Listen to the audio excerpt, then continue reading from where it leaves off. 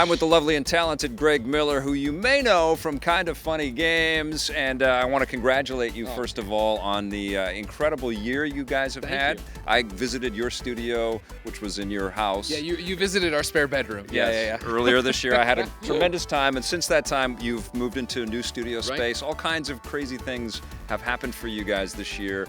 Catch us up. What's going on with Kind of Funny? Man, I mean, Kind of Funny, you know, we're a little over a year and a half old now. We've been going a long time, and it's been fun, you know, working as best friends with our best friends, what we call our community. But this year has been huge leaps and bounds. And I mean, the biggest one is, moving into our own space, our own studio, you know, going from the spare bedroom in Colin and I's house that Nick, Tim, and Kevin would come to every day to now having an office space, having a studio with this giant LED wall behind us, having 4 cameras, having switches, having sets, having all these different things. It really shows, like, what we can do with the backing of our audience. Every good media idea has started in a garage or a spare bedroom.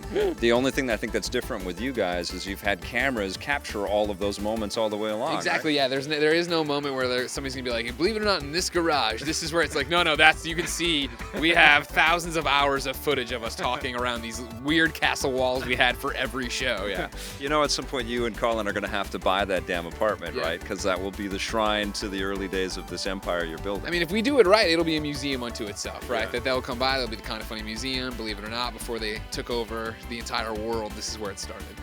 Do you guys now talk in those terms? We're not that far out ahead of ourselves. Right now, you know, we signed the 2-year lease here, and like that was really where you wanted to talk about where do we want to be in 2 years? What do we want the company to look like in 2 years? And our hope is that, you know, the space we have now affords us the ability to hire more people, to get more help, to continue being the close-knit group we are, but slowly expand in a way that we bring in people that our audience then meets, and then they become part of the family, and we go that way. It's a real thing when you sign a lease. Yeah, It's a real deal, and I know that feeling. It's like, is money going to keep coming? And you sign that lease. But, you know, I think what's more important is the building cool things together, right? That's kind of what you signed on for. 100%. I mean, that's what Kind of Funny's been from day one, I think, right? Is the fact that we don't want to create cool stuff just with each other. We want to create cool stuff with our audience, with our fans. We want to do stuff that is for Amy Gilroy, that is for Sean Pitts, that is for Zyger. You know what I mean? Like, these people we know because they're there every day supporting us. And the fact that they do that only encourages us to work that much harder and try to do that many cooler things, whether it be a studio or Kind of Funny Live 2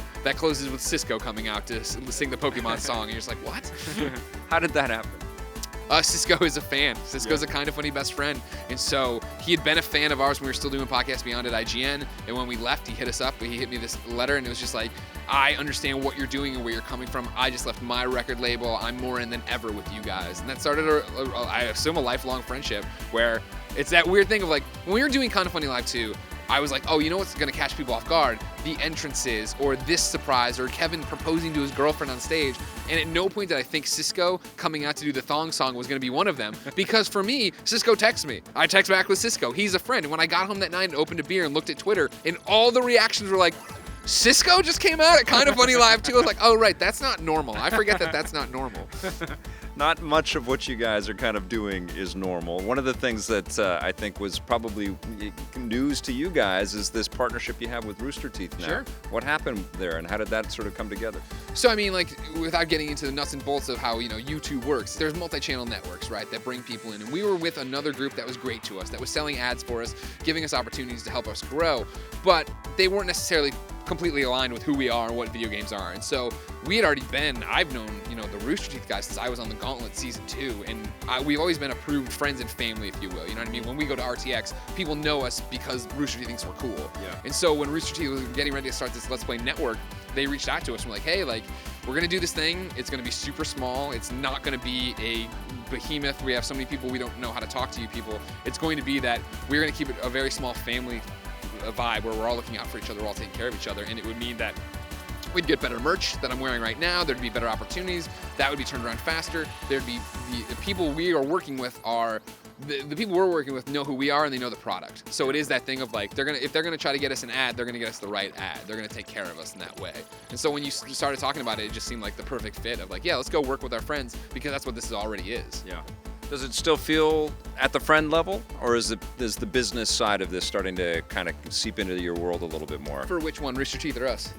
For you guys, for Kind of Funny. For us, I mean, no, it's still the friend level. I think there, you know, every day you learn a little bit more about what it needs to be, right? I do think that we started off and it was very like chummy, this is awesome, we're all best friends, and we still are, but there is that, all right, let's turn on business mode for a second and let's talk about what's actually happened and how it'll actually happen. And like I'm sure you know, like those are hard conversations to have, and checking your friendship at a door to come out and be like, all right, I know that you and I are having a personal disagreement about whatever, but now we need to go do a show, or now we know go travel. That's a new skill set for all of us. And you know, before when we were at IGN, it was easy. Like we'll break away and not talk all day long. But when you're in a shoebox together and you need to work on the same level, it's interesting and it's challenging. Yeah, and I think where you guys are at, because you're basically 5 partners on everything, is you all kind of have to have each other's back all the time, and nobody can let anybody down. And I know that can create conflict, especially because everybody's got their own lives to lead, right? It's not even the lives as much as everybody has their own opinion, right? And since it is each one of ours, it is our business, right? It does get that thing when you do get outvoted on something, you're like, all right, I hope that you are right. I have to put my faith, and that's what it always comes down to. I think every one of us will get agitated to an extent, right? Not yelling at each other, but agitated, like, I really think this is what it is, but we all get to that point of like, well, if the majority feels otherwise, the majority has gotten us to this point. Like, why would I not? I trust you guys with my life, you know what I mean? Like, when we left, we knew what we were doing. We knew we were grabbing hands and jumping out of an airplane, and we all had our parachutes ready to go, and that's where we are. I love your expressive tweets and posts about how grateful you are. I think that's incredibly important. Well, thank you. And you celebrate every great accomplishment and every victory in a beautiful way, and I want to see that continue. But I want to ask about the toughest day in this kind of funny journey. Has there been one of those moments of like, what the hell are we, or you know, should we, is this going to be too much work, or have you had any of that? Well, I mean, is it going to be too much work? Is every day. I think, you know what I mean? Like, we do that, like, coming into year 2, we were very much like, we're going to travel less, and I'm pretty sure we've traveled so much more because we are those guys that are hungry for it, and we want to do these cool things, and we want to take care of the fans, and we want cool opportunities. So when those start coming, I mean, the hardest thing has been learning to say no and not feel bad about it, because forever it was like, oh, you're coming through the show game, I'll make it work, and that stresses everybody else out, and then we're all at each other's throats, and it's like, no, we need to learn that we don't have to take every demo. Someone else can take that demo, and it'll be okay, and that won't be the end of us. If we follow what we're passionate about, what we, you know, even if we can only do the top 5% of what we're most passionate about, it's going to net out okay. Awesome. Well, it's been netting out wonderfully, and I'm very proud and very happy for you guys. Absolutely, dude. You've done a lot of great growth in a year and a half. Thank you. Do you have a vision of what the next year and a half is going to be for you guys? Yeah, I think I want to get some employees in here. I want to get some people who are coming in and not necessarily going to be the on-camera people, right? We need adults. We all left as kids, and we all had to take on these adult responsibilities. And as creative types, as people who want to create content and play games and have a voice about that, that can weigh us down. So getting some more administrative people in here to do some of the boring nuts and bolts Excel stuff, that's what I think we need. You're going to just hire IGN people? You never know when I'm coming, Per Schneider. I could be Who's next? Who's next? Darren Brazil.